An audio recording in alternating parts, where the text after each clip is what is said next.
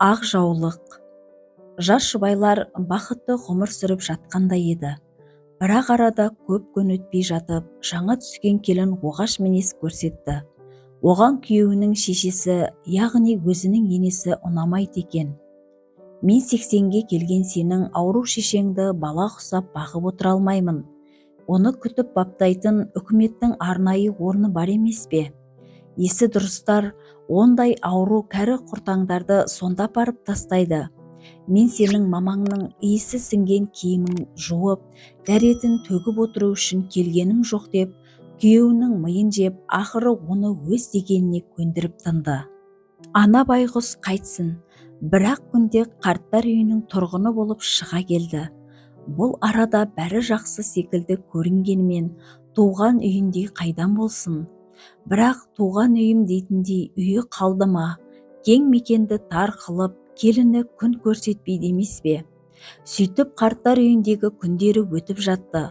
Күйеуіне сөзін өткізіп, күшіне мінген жас келін енесінен қалған бүкіл затты киім-кешектің көсін құртып, біраз шаруа тындырды. Үйге жөндеу жасатты. Одан соң жаңа жиһаз, мүлік алдырып, бөлмелерді толтырды. Тек дәліздің есігі дұрыс жабылмайтын болғандықтан, оны жаңасымен ауыстырғанша деп, өткенде енесінің қалып қойған жаулығын екі жақ тұтқасына байлап салған еді. Жалғыз сол болмаса, бұл үйде қарт ананы еске түсірерліктей түйір зат қалмаған.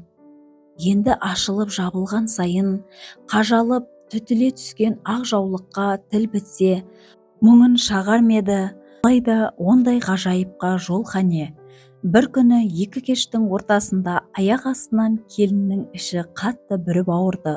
Жатын бөлмедегі жұмсақ диванға да жете алмай, ішін ұстап жерге бүктеліп отырып қалған жас келіннің өңі бозарып, тынысы тарылып барады.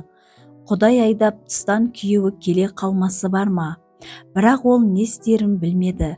Ішім, ойбай ішім деп екі бүйірін ұстап бүктелген келіншегін әреңдеп демеп төсекке апарып салды.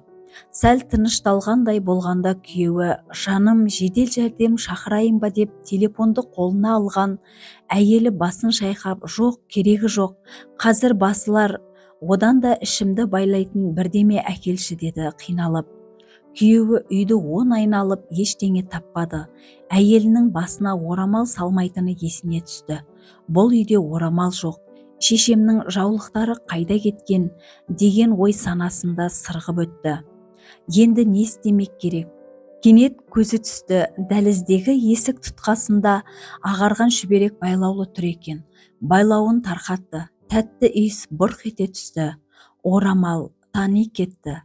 Анасының ақ жаулығы. Үкі-түкісі шығып, сәл-пәл кір шалса да, анасының көзіндей дүние жігіттің жүрегін елжіретіп жіберді.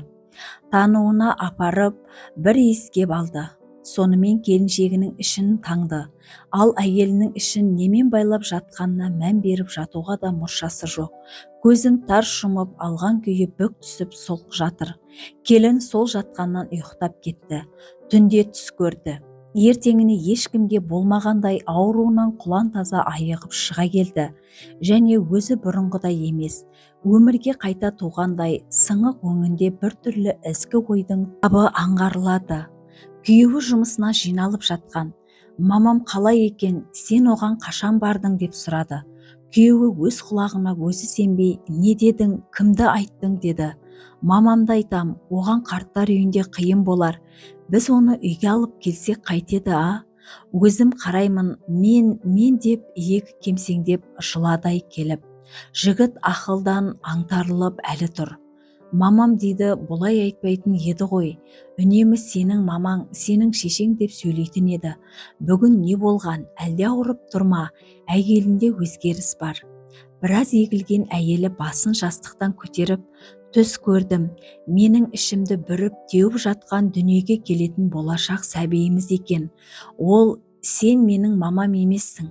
Себебі сен менің әжемді далаға тастадың. Сен жамансың деп ішімді тістелеп, өкшесімен тепкілеп жатыр екен. Сонда мамам келді де басыңдағы ақ жаулығымен ішімді жапты. Содан сәби тынышталды. Оянып кеттім. Белімді сипасам жып-жылы, жұп-жұмсақ орамалға қолым тиді. Мамаңның жаулығы екен ғой. Ішімді сонымен таңған екенсің. Айналайын ақ мамам-ай, сен тезірек барып, мамамды үйге алып келші, сағындым. Мен оған шейін үйді жинап, бөлмесін әзірлеп, шоланға барып тастаған оның заттарын кіргізіп қояйын. Дастархан жайып тамақ әзірлейін. Неғып тұрсың, барсаңшы енді деді. Күйеуінің де көзінен ыстық тамшы пытырадай ытқыды. Иә күнім, жаным, мен қазір деп есікке қарай ұмтыла берді. Осы сәт Алланың да ақ жарығы, күннің сәулесі әйнектен сығалай, сыналай құлап, үйдің ішін самалы нұрға бөлеген.